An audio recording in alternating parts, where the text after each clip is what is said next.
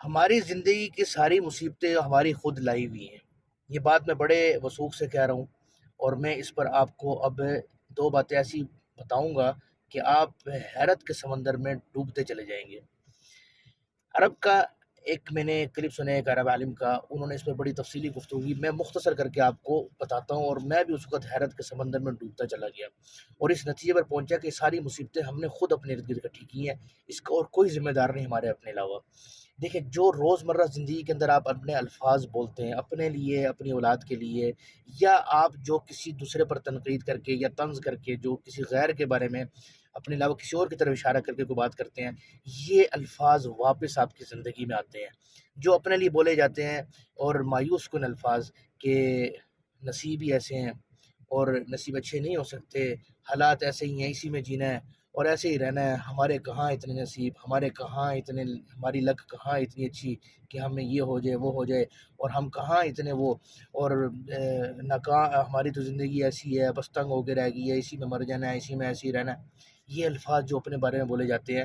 یہ الفاظ گلے پڑ جاتے ہیں انسان کے، اور انسان کو پتہ نہیں ہوتا کہ میرے اپنے الفاظ گلے پڑے ہیں۔ میں اس پر آپ کو دلیلیں دوں گا آگے ایک دو، لیکن میں پہلے ذرا آپ کو مثال دے دوں۔ اسی طرح اولاد کے بارے میں جو کوسے ڈالے جاتے ہیں ماں باپ کی طرف سے، ان کی کسی بھی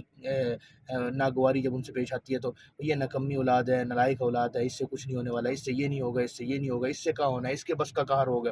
اولاد کے اندر وہ چیزیں سرایت کر جاتی ہیں، وہ نکمی اور نالائق نکل آتی ہے۔ تیسرے کے بارے میں بات کرنا کہ یہ فارغ آدمی ہے، یہ نالائق آدمی ہے، نکما آدمی ہے، یہ بالکل بیکار ہے، اس کو عقل نہیں ہے، یہ نہیں ہے، وہ نہیں ہے، وہ وقت آتا ہے کہ اللہ اس کو پار کر دیتے ہیں، جس کے بارے میں آپ نے بات کی ہے اس کو سب کچھ دے دیتے ہیں، آپ کی طرف وہ الفاظ واپس آ جاتے ہیں۔ اس پر میں آپ کو پہلی دلیل دیتا ہوں۔ نبی پاک صلی اللہ علیہ وسلم عیادت کے لیے گئے، ایک بیمار آدمی کی عیادت کے لیے گئے، اور اس کی جب عیادت کی اس کو فرمایا کہ کوئی حرج نہیں، تمہیں اللہ شفا دے گا۔ تو اس نے کہا کہ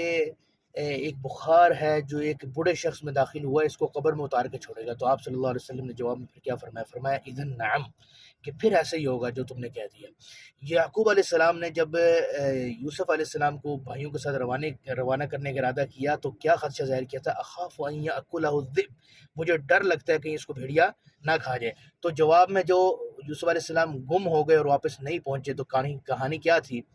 اکلہ الذئب، کہ اس کو کیا کھا گیا؟ بھیڑیا کھا گیا۔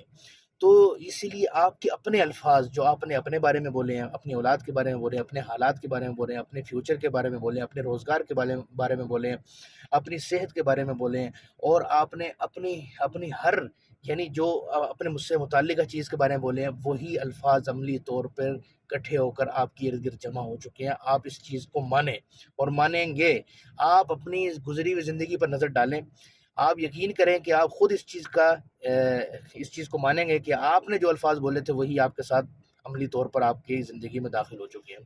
اسی طرح کہیں پر جاتے، جسے کہتے ہیں نا بدشگونی، نیک فال، یعنی نیک فال رکھیں ہر چیز کا، یعنی انشاءاللہ سب بہتر ہوگا، اللہ سب اچھا کریں گے۔ کہیں آپ جانے لگے ہیں یہی سوچیں کہ بہت اچھا ہوگا، سب کچھ بہتر ہوگا۔ ہمارے ہاں ایسے لوگ عقل مند سمجھے جاتے ہیں، اپنے آپ کو بڑا عقل مند تصور کرتے ہیں، جو ایسی بدشگونیاں کرنے والے ہوتے ہیں، جو یہ کہتے ہیں